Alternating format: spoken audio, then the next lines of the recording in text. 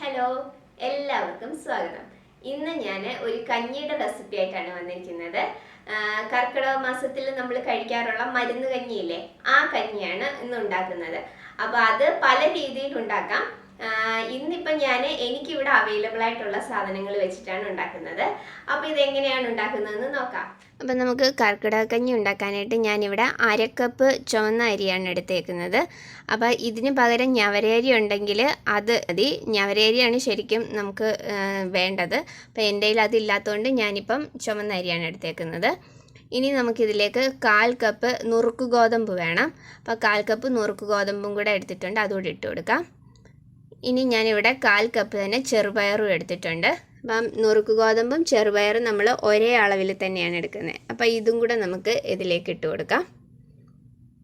ഇനി ഞാനിവിടെ 1/2 table spoon ഉലുവയാണ് എടുത്തിരിക്കുന്നത്.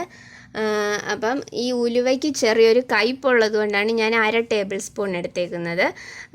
ശരിക്കും ചെറുപയറിൻ്റെ അതേ അളവിൽ തന്നെയാണ് ഉലുവ വേണ്ടത്. അപ്പോൾ അതിൻ്റെ ടേസ്റ്റ് ഇഷ്ടമുള്ളവർക്ക് അതേ അളവിൽ ചെറുപയറിൻ്റെ അതേ അളവിൽ തന്നെ ഉലുവയും എടുക്കാം. അപ്പോൾ ഇത് കയ്പുള്ളത് കൊണ്ടാണ് ഞാൻ 1/2 ടേബിൾ സ്പൂൺ എടുത്തേക്കുന്നത്. അപ്പോൾ ഇതും കൂടെ നമുക്ക് ഇതിലേക്കൊന്ന് ഇട്ട് കൊടുക്കാം. അപ്പോൾ ഇനി ഞാനിവിടെ 1/2 ടേബിൾ സ്പൂൺ തന്നെ ജീരകമാണ് എടുത്തിരിക്കുന്നത്. ഉലുവയുടെ അതേ അളവിൽ തന്നെയാണ് ജീരകം എടുത്തിരിക്കുന്നത്. ഇതിപ്പോൾ നമ്മുടെ സാധാരണ ജീരകമാണ്. അപ്പോൾ അതും കൂടെ നമുക്ക് ഇതിലേക്ക് ഇട്ട് കൊടുക്കാം. ഇനി നമുക്ക് ഇത് നന്നായിട്ടൊന്ന് കഴുകി എടുത്ത് കൊണ്ടുവരണം. നന്നായിട്ട് കഴുകിയതിന് ശേഷം നമുക്ക് കുക്കറിലിട്ട് നന്നായിട്ട് വേവിച്ചെടുക്കാം. അപ്പോൾ ഇത് ഞാനൊന്ന് കഴുകിയിട്ട് കൊണ്ടുവരാം. ഇപ്പോൾ ഞാനിത് നന്നായിട്ടെല്ലാം കഴുകി എടുത്ത് കൊണ്ടുവന്നിട്ടുണ്ട്. ഇതിനി നമുക്ക് ഒരു കുക്കറിലേക്ക് ഇട്ട് കൊടുക്കാം.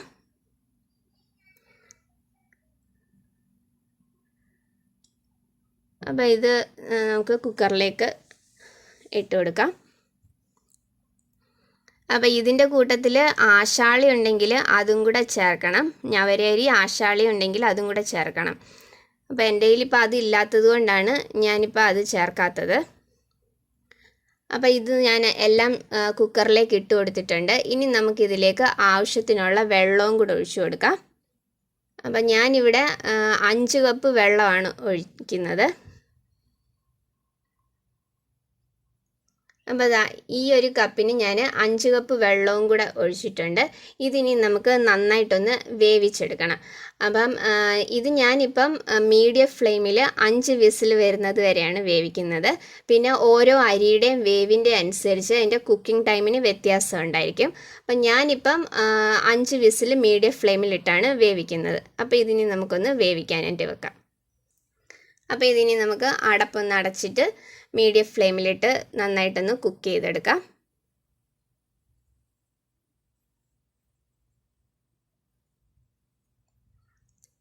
ഇപ്പം ഞാൻ നന്നായിട്ട് വെന്തതിന് ശേഷം ഓഫ് ചെയ്തിട്ടുണ്ടായിരുന്നു. അപ്പോൾ കുക്കറൊന്ന് തുറന്ന് നോക്കാം.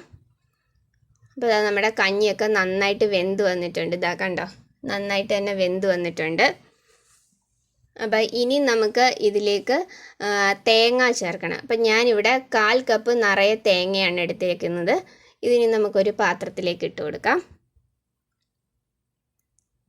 അപ്പോൾ ഈ തേങ്ങ ഒന്നുകിൽ നമുക്ക് നന്നായിട്ട് മിക്സിയുടെ ജാറിലിട്ട് നന്നായിട്ടൊന്ന് അരച്ച് ചേർക്കാം. ഇപ്പം ഞാനിപ്പോൾ അരച്ച് ചേർക്കുന്നില്ല.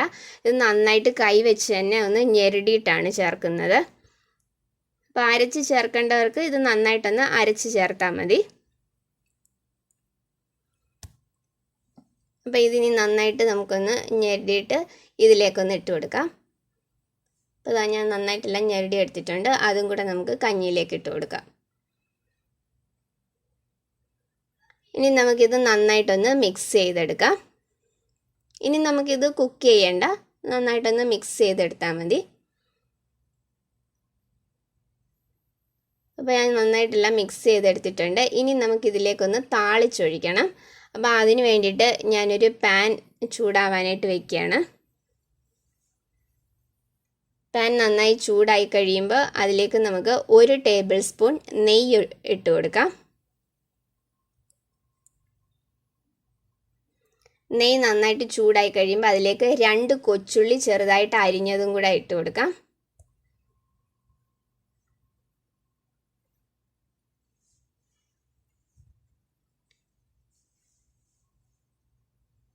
അപ്പോൾ ഉള്ളി നന്നായിട്ട് മൂത്ത് കഴിയുമ്പോൾ നമുക്ക് ഗ്യാസ് ഓഫ് ചെയ്തിട്ട് അതും കൂടെ നമുക്ക് കഞ്ഞിയിലേക്ക് ഒഴിച്ചു കൊടുക്കാം.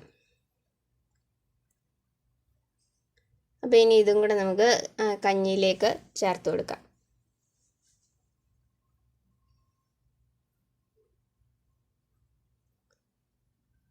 അപ്പോൾ ഇത്രയേ ഉള്ളൂ നമ്മളുടെ കർക്കിടക കഞ്ഞി. അപ്പോൾ ഇതിലിപ്പോൾ എനിക്ക് ഈ പച്ചമരുന്നുകളൊന്നും കിട്ടാത്തത് കൊണ്ട് അതൊന്നും ഞാൻ ചേർത്തിട്ടില്ല. പിന്നെ ഇത് മധുരം ഇഷ്ടമുള്ളവർക്കാണെങ്കിൽ ഇതിലേക്ക് ശർക്കര വേണമെങ്കിൽ ചേർക്കാം. അപ്പം മധുരം വേണ്ടാന്നുണ്ടെങ്കിൽ നമ്മൾ സാധാരണ കഞ്ഞിയിലൊക്കെ ഉപ്പിട്ട് കഴിക്കുന്നത് പോലെ ഉപ്പിട്ട് കഴിച്ചാൽ മതി. അപ്പോൾ ഇതാ കണ്ടോ, നമ്മുടെ കർക്കിടക കഞ്ഞിയെല്ലാം റെഡി ആയിട്ടുണ്ട്. അപ്പം നമ്മളുടെ കയ്യിൽ അവൈലബിൾ ആയിട്ടുള്ള സാധനങ്ങൾ വെച്ചിട്ട് ഈ കർക്കിടക മാസത്തിൽ എല്ലാവരും ഇതൊന്ന് ട്രൈ ചെയ്ത് നോക്കണം. ട്രൈ ചെയ്തിട്ട് നിങ്ങളുടെ അഭിപ്രായം എനിക്ക് കമൻസിലൂടെ അറിയിക്കണം. വീഡിയോ ഇഷ്ടമായിട്ടുണ്ടെങ്കിൽ ലൈക്ക് ചെയ്യാനും ഷെയർ ചെയ്യാനും സബ്സ്ക്രൈബ് ചെയ്യാനും മറക്കല്ലേ. അപ്പോൾ അടുത്ത വീഡിയോയിൽ നല്ലൊരു റെസിപ്പിയായിട്ട് കാണാം. താങ്ക്